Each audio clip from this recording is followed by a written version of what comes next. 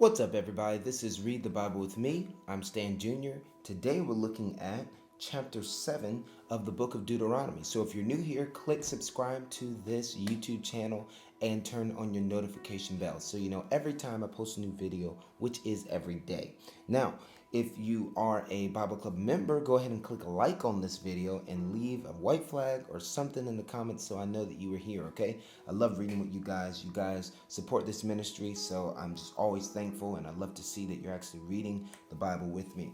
All right, chapter 7, verse 1. It says, "When the Lord your God brings you into the land that you are entering to take possession of it, and clears away many nations before you, the Hittites, the Girgashites, the Amorites, the Canaanites, the Perizzites, the Hivites, and the Jebusites, 7 nations more numerous and mightier than yourselves. And when the Lord your God gives them over to you, and you defeat them, then you must devote them to complete destruction. You shall make no covenant with them, and show no mercy to them. You shall not intermarry with them, giving your daughters to their sons, or taking their daughters for your sons, for they would turn away your sons from following me to serve other gods. Then the anger of the Lord would be kindled against you, and he would destroy you quickly. But thus shall you deal with them. You shall break down their altars, and dash into pieces their pillars, and chop down their Asherim, and burn their carved images with fire. For you are a people holy to the Lord your God. The Lord your God has chosen you to be a people for his treasured possession out of all the peoples who are on the face of the earth.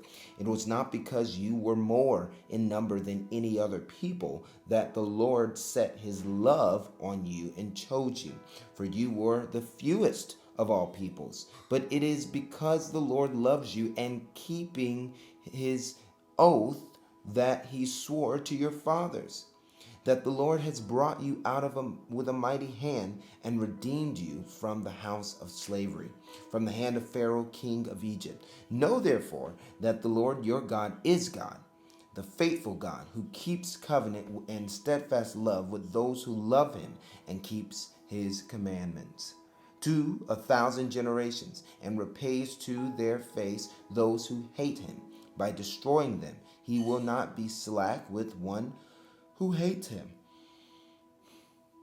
He will not be slack with one who hates him. He will repay him to his face. You shall therefore be careful to do the commandment and the statutes and the rules that I command you today.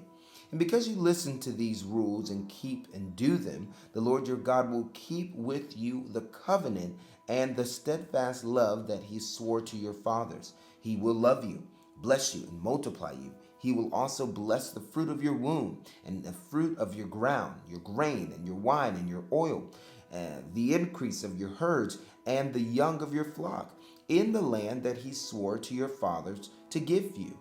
You shall be blessed above all peoples. There shall not be male or female barren among you or among your livestock, and the Lord will take away from you all sickness, and none of the evil diseases of Egypt which you knew will he afflict on you.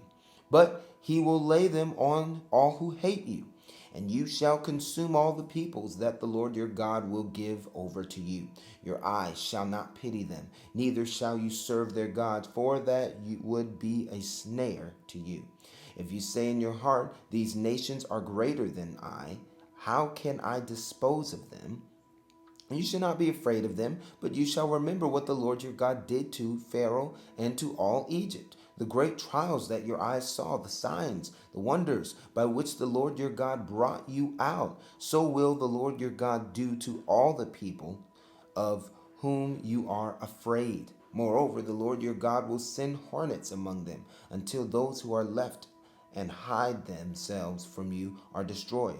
You shall not be in dread of them, for the Lord your God is in your midst, a great and awesome God. The Lord your God will clear away these nations before you little by little. You may not make an end of them at once, lest the wild beasts grow too numerous for you.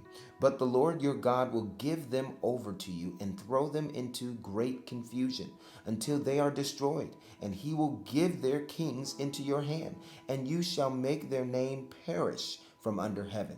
No one shall be able to stand against you until you have destroyed them.